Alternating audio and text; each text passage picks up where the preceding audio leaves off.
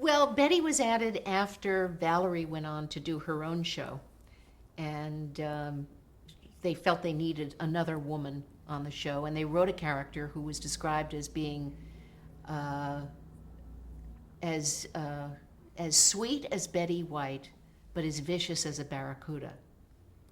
And Betty and her husband, Alan Ludden, and Grant and I were good friends. And I said to them after hearing mumblings about, well, we're auditioning and we haven't quite found this character yet, I said, well, why don't you actually interview Betty White? And one of them, I don't want to saddle either one of them with, but he said, but what if she's no good? And I said, well, if she's no good, don't hire her. And they said, well, won't that put you in an awkward position? I said, no, it won't.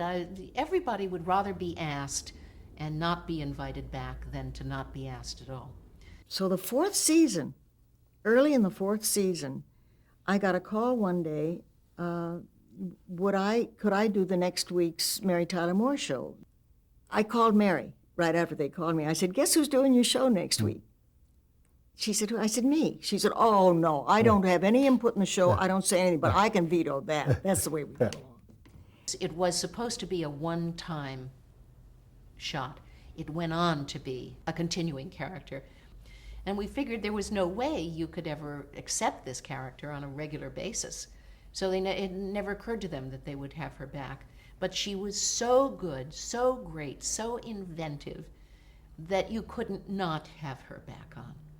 And she became everyone's delicious pixie. She represented all the little evil corners and dark places that we have inside us. And they cheered her on.